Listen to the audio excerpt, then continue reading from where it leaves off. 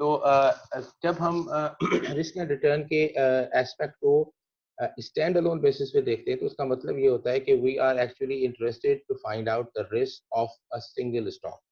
ठीक है। You think about any share, किसी भी एक शेयर का आप अंदाजा मतलब कंसिडर करें, जैसे कि मिसाल के तौर पे आप जो माइक्रोसॉफ्ट का ले लें, तो माइक्रोसॉफ्ट शेयर अगर आपके पास है तो आप उस स्टॉक के रिटर्न्स और रिस्क मालूम कर सकते हैं on its own, stand alone इसे कहा जाता है। अच्छा, ऑन द अदर हैंड तब रिस्क और रिटर्न फिर पोर्टफोलियो कॉन्टेक्स्ट में भी देखा जाता है। पोर्टफोलियो क्या है? Portfolio is simply combination of security, यानी कि आमतौर पे इन्वेस्टर्स कोई एक शेयर में इन्वेस्टमेंट नहीं करते, वो 15-20 शेयर्स में मिला के इन्वेस्टमेंट करते हैं ताकि रिस्क को कम कर दें। तो उसके क्या केस में भी फिर रिस्क और रिटर्न उस पोर्टफोलियो का एज अ होल हम जो है वो कैलकुलेट कर सकते हैं। तो समझ लें एक शेयर अगर अकेला है तो उसका रिस्क एंड रिटर्न, फिर वो अगर किसी पोर्टफोलियो का हिस्सा है तो उस पोर्टफोलियो का ओवरऑल रिस्क और रिटर्न क्या होगा। तो वो हम ये हमारे मेजर टॉपिक्स है आज की क्लास के। ठीक है जी। अच्छा, अब थोड़ा इंट्रोडक्शन एंड इम्पोर्टेंस की तरफ जाते हैं। सबसे पहले तो समझें कि रिस्क और रिटर्न को समझना क्यों ज़रूरी है। देखें, रिस्क रिस्क हमारे जो बिजनेस और फाइनेंस के कॉन्टेक्स्ट में risk is very important factor. हम कभी भी रिस्क को इग्नोर नहीं कर सकते, रिस्क को कभी भी हम हल्का नहीं ले सकते, ईज़ी नहीं ले सकते। इनफैक्ट हमारी बिज़नेस की जो जितनी भी डिसीजंस होते हैं उसमें रिस्क फैक्टर जो है वो एक इम्पोर्टेंट कंसिडरेशन होती है हमारी, ठीक है? हमने बेसिक प्रिंसिपल फाइनेंस में पढ़ा है, हायर रिस्क हायर रिटर्न। ये trade off between risk and return आपको अंदाज़ा है। Trade off between risk and return क्या है? आपको याद होगा कि कि देखें, हम लोगों ने इफ यू कुड रिमेंबर, तो जो हमने बिल्कुल शुरू की अपनी क्लासें की थी, तो उसमें एक तरह का हमने डायग्राम देखा था, वो इस टाइप का था।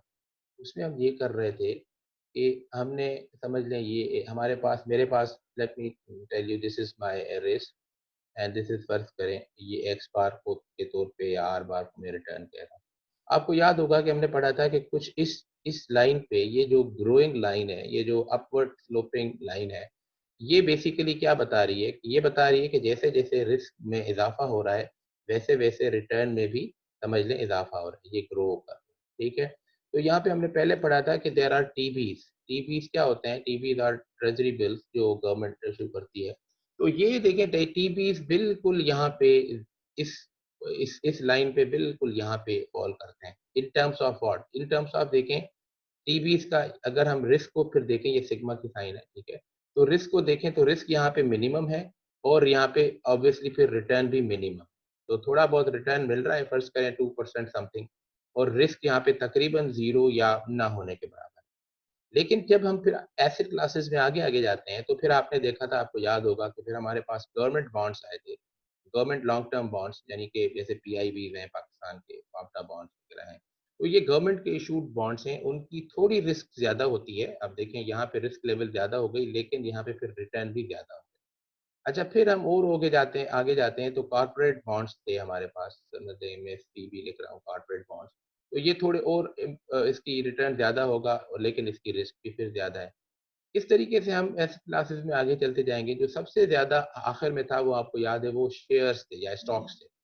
कॉमन आपके, तो स्टॉक्स एक ऐसा एसेट क्लास है जिसमें समझ लें कि एक तरह से हाईएस्ट रिस्क होती है, लेकिन फिर उसको उस रिस्क को उस रिस्क को ट्रेड ऑफ करने के लिए, उसको नतीजे में रिटर्न में हमारे पास रिटर्न भी स्टॉक का सबसे ज़्यादा होता है। तो this is simply something we call trade off between risk and return, and higher the risk and higher the return. तो ये क्या है? देखें, इन्वेस्टर, हम एज़ एन इन्वेस्टर हम हमेशा ये समझते हैं कि अगर एडिशनल रिस्क हम ले रहे हैं, तो उसके नतीजे में हमें कुछ ना कुछ रिटर्न में इज़ाफ़ा होना चाहिए। अगर नहीं है, तो फिर हम एडिशनल रिस्क कभी भी उसके लिए हम जो है वो मतलब प्रिपेयर नहीं होते, तैयार नहीं होते।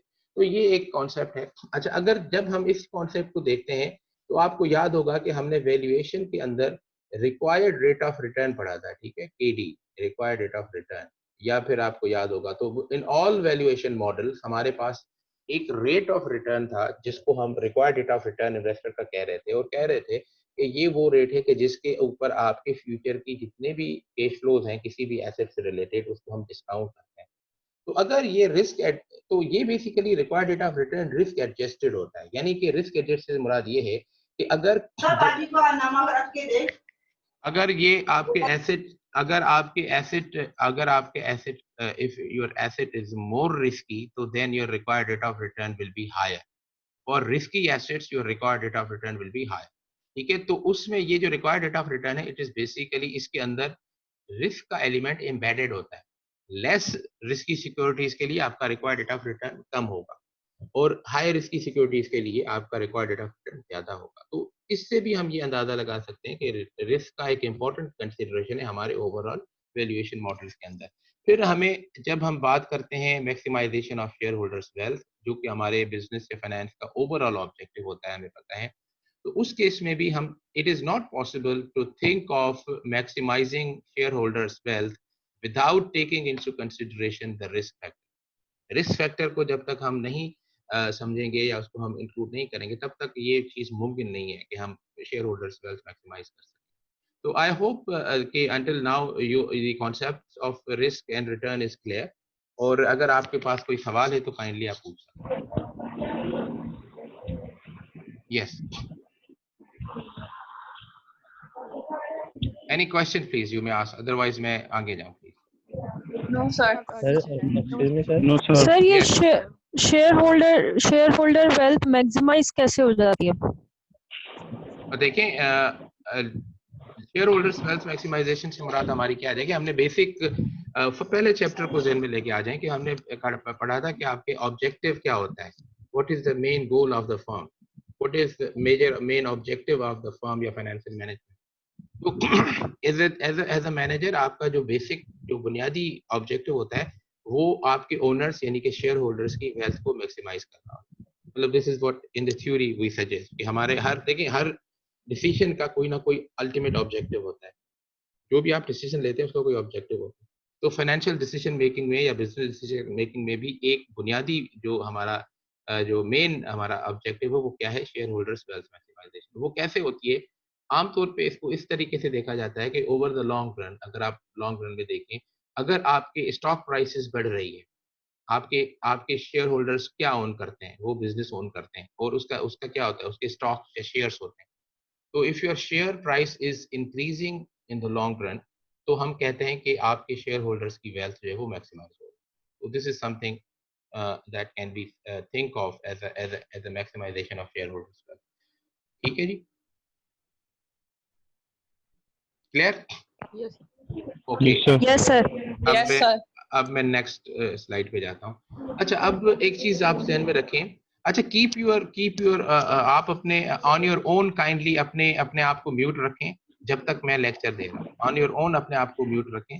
फिर जब मैं आपको कहूँ तो फिर सवाल पूछना है तो फिर वही बंदा अपनी माइक ऑन करे जिसको सवाल पूछना है, बाकी दूसरे अपने माइक को ऑफ रखें. ये फिर ज्यादा इजी होगा. अचानक बीच में आवाज आ जाती है पीछे से तो फिर थोड़ी सबके लिए मतलब एक डिस्ट्रक्शन हो जाती है. ओके जी, अब देखें रिस्क को समझने के लिए हमें पहले रिटर्न के कॉन्सेप्ट को समझना होगा. रिस्क बेसिकली क्या है तब तक हम नहीं समझ सकते जब रिटर्न को नहीं समझेंगे. तो अब let us see what return is. Return is income received on investment plus any change in the market price.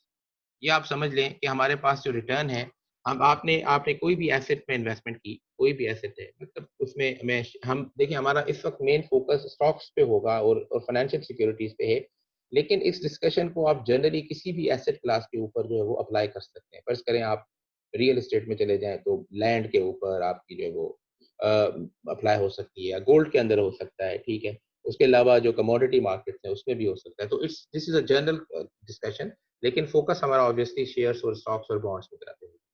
तो अगर फर्ज करें आप शेयर कोई भी शेयर परचेज कर रहे हैं तो और वो शेयर आप जो है वो मिसाल के तौर पे आपको वो उस शेयर के नतीजे में आपको उस इन्वेस्टमेंट में आपको दो चीजें मिल रही हैं. आपको मिल रही है एक पीरियडिक इनकम, कोई भी इनकम जो उसके दौरान आपको मिल रही है, और फिर दूसरा एलिमेंट इसमें कौन सा है, चेंज इन प्राइस का. दो चीजें हैं इसमें मेन. ठीक है, तो अब ये दोनों मिला के आपको जो है वो उसको आप रिटर्न कहते हैं. बहुत ही सिंपल सा मिसाल है. मिसाल के तौर पे आपने ये एग्जांपल आप देख लें यहाँ पे. देखिए आपने एक शेयर लिया, for example you bought a share of 100. एक शेयर आपने 100 रुपए का लिया जिसने आपको 7 रुपए कैश में पे किया, यानी कि डिविडेंड दिया. तो ठीक है, 7 रुपए की डिविडेंड दी और फिर फर्ज करें 1 साल के बाद उसकी प्राइस 106 रुपए हो, तो अब ये शेयर आपको 2 तरीकों से जो है वो फायदा दे रहा है, रिटर्न दे रहा है। एक तो 7 रुपए की डिविडेंड आपको दे रहा है, और दूसरा ये जो प्राइस चेंज है, यानी कि 100 रुपए का आपने लिया था और आपको अब ये 106 रुपए मिल रहे हैं। तो ये 6 रुपए आपको प्राइस चेंज की वजह से मिल रहे हैं और 7 रुपए डिविडेंड की वजह से मिल रहे हैं। तो कुल मिला के आपको ये रिटर्न की सूरत में मिल रहा है, ठीक है? तो अब आप इसको ये वाला फार्मूला देख लें, इस फार्मूले को देखें। अगर मैं इस इन वैल्यूज को इस फार्मूले में करूं तो देखें व्हाट डज इट से, आपका रिटर्न जो बराबर होता है वो आपकी इन्वेस्टमेंट के ऊपर आपको जो इनकम मिलती है, यानी कि वो कितनी थी, वो हमारे केस में इस वक्त जो है वो हमने जो एग्जांपल लिया है वो 7 रुपीज का है, ठीक है? तो आपका यहाँ पे 7 रुपीज आ जाएगा, ठीक है जी। प्लस कर दें इसमें। अब प्राइस चेंज पीटी, पीटी यानी कि आज की प्राइस, आज की प्राइस क्या है 106, ठीक है, माइनस पीटी माइनस 1 यानी कि वो प्राइस जिस पे आपने खरीदा था, पीटी माइनस 1 यानी कि कल की प्राइस, टी यानी कि टाइम, ये टी आज का और ये टी एक एक पीरियड पहले का। तो समझ लें ये आपका 7 रुपए ये, और ये आपके ये प्राइस चेंज आपकी आ गई 106 माइनस, ठीक है, और ये आपकी इन्वेस्टमेंट है, ये आपकी इन्वेस्टमेंट है। तो समझ लें कुल मिला के आपको कितने मिले, ये यहाँ पे एक सॉल्व किया हुआ है, 7 और 6 कितने हो गए 13, 13 को डिवाइड कर दें 100 आपकी इन्वेस्टमेंट के साथ, तो आपको रिटर्न के कितने आ गए 13%। तो ये आपका ये चीज जो हम कहते हैं इसको हम कहते हैं, ये सिंपली हम इस तरीके से रिटर्न्स कैलकुलेट करते हैं, और इसको हम कहते हैं होल्डिंग पीरियड रिटर्न। क्या कहते हैं? होल्डिंग पीरियड रिटर्न या एचपीआर। अब एचपीआर क्या है? सिंपल है बहुत, कि आपने कोई भी एक एसेट लिया, उसको एक खास पीरियड तक अपने पास रखा, और उसके दौरान आपको ये चीज, फर्ज करें ये चीज आपको जो मैंने एग्जांपल दिया है, ये फर्ज करें 1 साल के दौरान होता है, या मे बी ये 6 महीने के दौरान भी हो सकता है, ये 3 महीने के दौरान भी हो सकता है। कोई भी केस हो, अगर ये 3 मंथ है तो आपका होल्डिंग पीरियड रिटर्न 3 महीने का हो जाएगा जी, ठीक है। अगर ये 1 साल का है तो मैं कहूंगा जी 1 साल 13% आपका एनुअल होल्डिंग पीरियड रिटर्न, ठीक है जी। तो किसी भी एक पीरियड का रिटर्न हम इस तरीके से कैलकुलेट कर सकते हैं। That can be a month, 3 month, 6 months, 1 year, may be more than 1 year as well. 2 सालों के दौरान आपने ये लिया है तो ऑब्वियसली फिर 13% आपको 2 सालों पे। आमतौर पर हम फिर जो हमारे जो रिटर्न होते हैं उसको हम एनुअलाइज करते हैं। हमने ये टाइम वैल्यू ऑफ मनी में पढ़ा था कि अगर क्वार्टरली रिटर्न है तो उसको एनुअलाइज कैसे किया जाएगा, ठीक है, या फिर अगर मोर देन 1 ईयर रिटर्न है तो उसको फिर हम एनुअल बेसिस पे कैसे लेके जाए। स्टैंडर्ड फॉर्म में एनुअल रिटर्न्स को समझा जाता है, लेकिन होल्डिंग पीरियड रिटर्न जरूरी नहीं है कि वो एनुअल हो, वो कोई भी पीरियड का हो सकता है, फिर हम उसको उसके हिसाब से एनुअलाइज कर सकते हैं। तो ये चीज है, this is something called annual return. अच्छा, इसमें एक दूसरी चीज भी आपको मैं समझाऊं कि देखें इसमें आपको जो फायदा मिल रहा है, अगर मैं इक्वेशन लिखूं ये आपकी, तो ये देखें, ये मैं इक्वेशन, ये क्या है, ये आपको कह रहा है आर इक्वल्स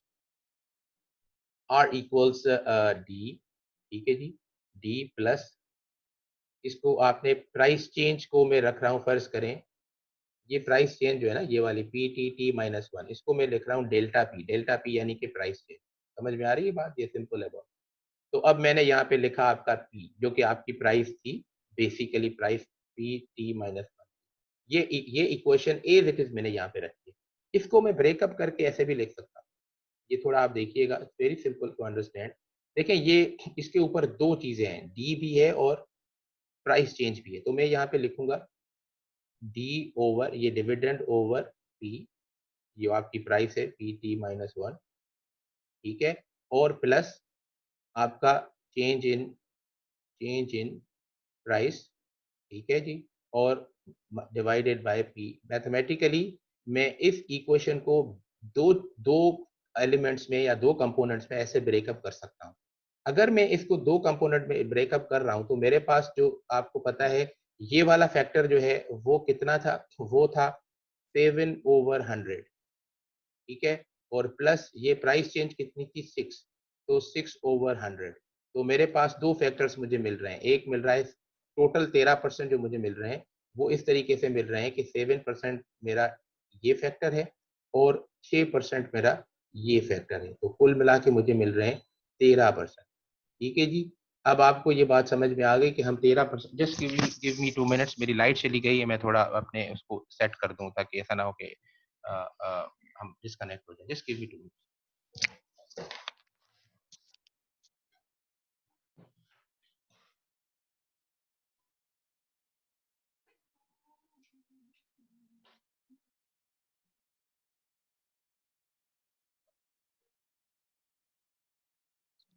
या किसी को बुक नंबर पता है, बुक का page number? 98. Okay, thank you. Okay जी, तो आई एम बैक। तो अब देखें, मैंने आपको बता रहा था कि ये जो 13% का मेरा ओवरऑल होल्डिंग पीरियड रिटर्न है, इस ये दो चीजों से मिल रहा है। एक 7% मुझे डिविडेंड से मिल रहे हैं और 6% मुझे प्राइस चेंज से मिल रहे हैं। ठीक है, तो इसको हम कहते हैं बेसिकली, ये जो कंपोनेंट्स हैं इसको हम, ये जो टोटल रिटर्न है, अब यहाँ पे इस फार्मूले को देखें, return are equal to dividend yield, यानी कि 7% मेरे यहाँ पे आ रहे हैं थ्रू डिविडेंड यील्ड मिल रहे हैं, और 6% मुझे मिल रहे हैं थ्रू कैपिटल गेन। तो इसका मतलब है ये कैपिटल गेन, अच्छा ये लॉस भी हो सकता था, लेट मी टेल यू, ये भी मुमकिन था, हो सकता है कि अगर ये प्राइस चेंज 106 की जगह पे ये 100 रुपए से गिर के फर्ज करें 95 रुपए का हो जाए, उस सूरत में आपको 5 रुपए माइनस हो जाते, तो वो 5% लॉस आपका माइनस में चला जाता। बहरहाल इस वक्त हम अस्यूम कर रहे हैं कि वो पॉजिटिव है। तो आपका जो रिटर्न है, पहली बात समझ लें, होल्डिंग पीरियड रिटर्न ऐसे कैलकुलेट किया जाता है। उसके दो कंपोनेंट होते हैं। स्टॉक्स के केस में अगर देखें तो उसमें एक आपका होता है डिविडेंड यील्ड, ठीक है, और दूसरा होता है कैपिटल गेन। ठीक है, ये दोनों मिला के आपको ओवरऑल एचपीआर या होल्डिंग पीरियड रिटर्न देते हैं। अगर आपको फर्ज करें, अगर आपका स्टॉक ना होता, आपका ये जो है वो आपका बॉन्ड होता, तो फिर डिविडेंड की जगह पे सिंपली इंटरेस्ट होता। यहाँ पे हमारा फार्मूला भी interest instead of D here, हम यहाँ पे फर्ज करें इंटरेस्ट पेमेंट लिख देते पास। तो और ये प्राइस चेंज पॉसिबल है, आपकी जो जो जो जो जो प्राइस प्रिंसिपल, आपकी जो जिस प्राइस पे आपने बॉन्ड खरीदा था और जो इस वक्त जो है वो उसमें आपको मिल रही है, या जो आप अगर आप बेचे तो आपको मिलेगा। तो ये समझ लें आपका, इस तरीके से हमने ये सारा कुछ जो है वो डिस्कस किया। एचपीआर का कॉन्सेप्ट समझ गए। अब दो चीजें और थोड़ी समझ लें जो कि हमें आगे जाके हम डिस्कस करेंगे, हमें हमारे आएंगी जो है वो उसमें डिस्कशन में। एक होता है समथिंग कॉल्ड एक्सपेक्टेड रिटर्न, और दूसरे होते हैं रियल रिटर्न। एक्सपेक्टेड रिटर्न क्या है, उस बहुत ही लफ्ज अल्फाज से ही ये बात क्लियर हो रही है कि एक्सपेक्टेड रिटर्न वो होते हैं कि जो सिंपली आप एक्सपेक्ट करते हैं। आपने फर्ज करें स्टॉक लिया जिस टाइम पे, या फर्ज करें ना भी लिया हो, अगर आप किसी स्टॉक के बारे में इन्वेस्टमेंट के बारे में सोच रहे हैं, तो उस वक्त जब आप इन्वेस्टमेंट करने जा रहे हैं तो आपको अंदाजा होगा कि भाई मैं फर्ज करें इस पे 12% ले लूंगा, तो वो आपका एक्सपेक्टेड रिटर्न है। ठीक है, this is your expected return that you expect. और ये एक्सपेक्टेड रिटर्न कहाँ से आता है? ये एक्सपेक्टेड रिटर्न आपका आमतौर पे स्टॉक की जो प्रीवियस रिटर्न्स होते हैं उसको नजर में रखते हुए हम अंदाजा लगाते हैं कि भाई माजी में इस स्टॉक ने तकरीबन 12% के करीब करीब रिटर्न दिया है, तो इस मतलब फ्यूचर में भी मैं एक्सपेक्ट कर सकता हूँ कि 12% में से मैं ले लूंगा। तो ये एक्सपेक्टेड रिटर्न होता है। रियल रिटर्न क्या होता है? Real return is simply your return that you are actually generating.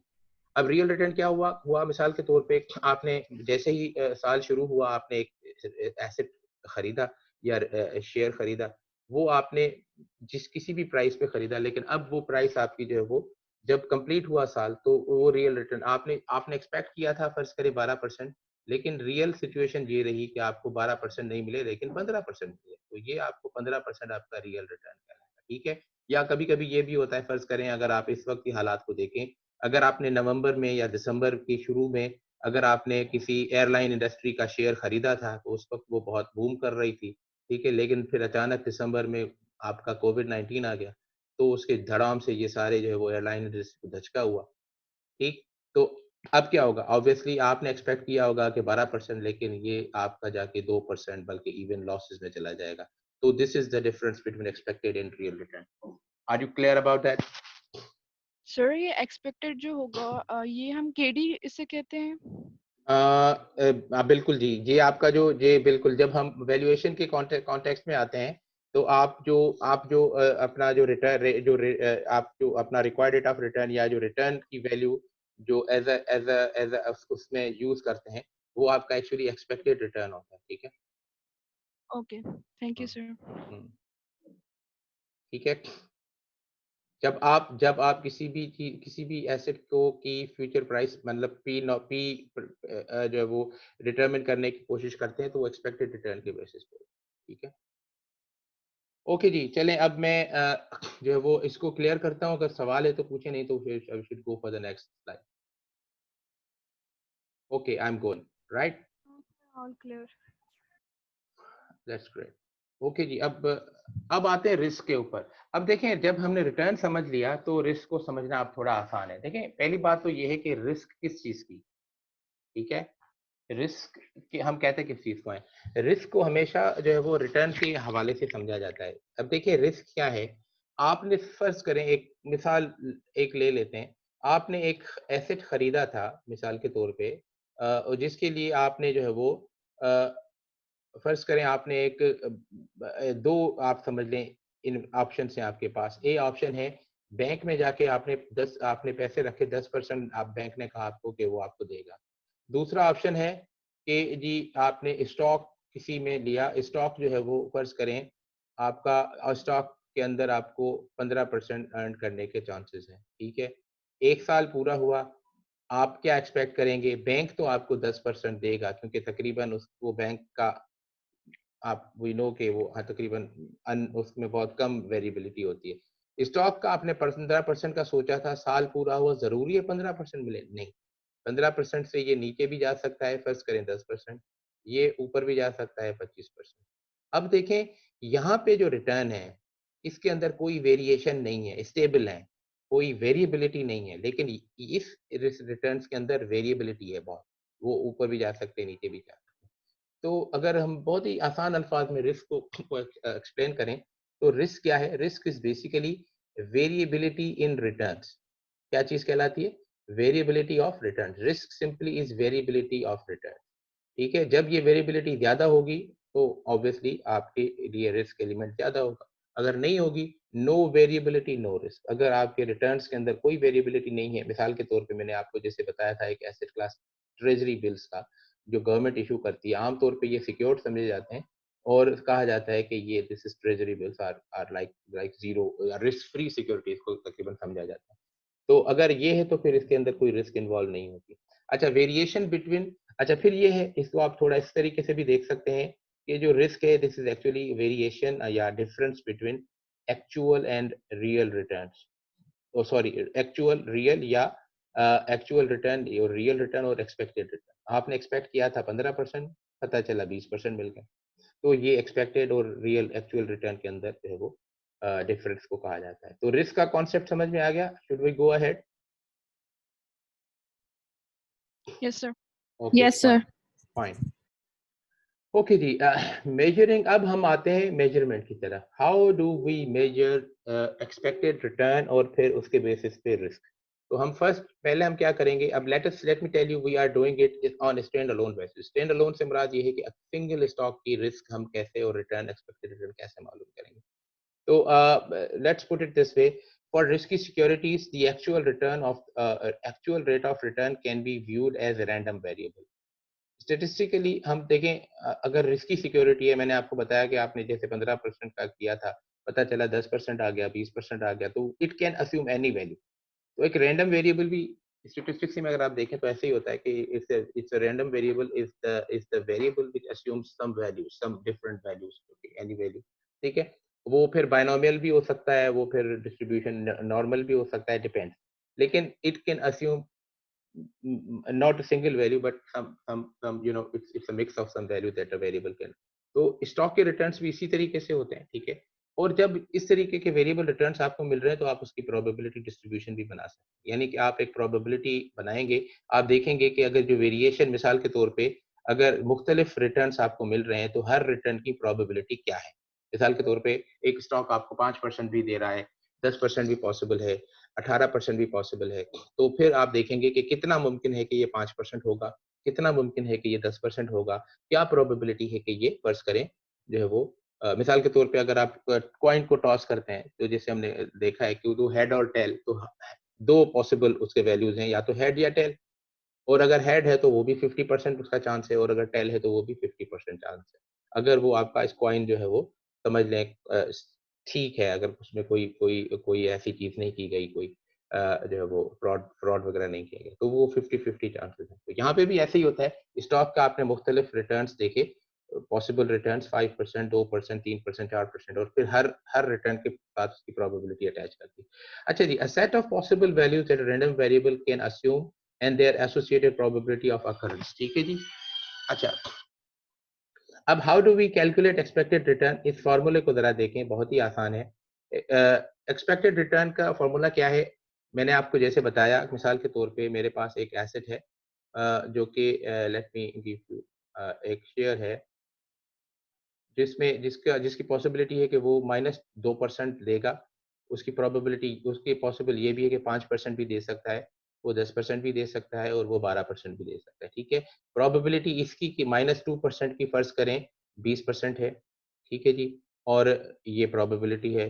तो ये फिर आपकी जो है वो इसकी भी फर्ज करें 12% की भी 20% है, और इसकी प्रोबेबिलिटी फर्ज करें आपकी जो है वो 0.3 या 30% है, और इसकी भी प्रोबेबिलिटी 0.3 या 30% है। कुल मिला के sum of probabilities is always equal to 1 या 100%, ठीक है। तो अब देखें हमने क्या किया है, ये एक्सक्यूज आपके मी पास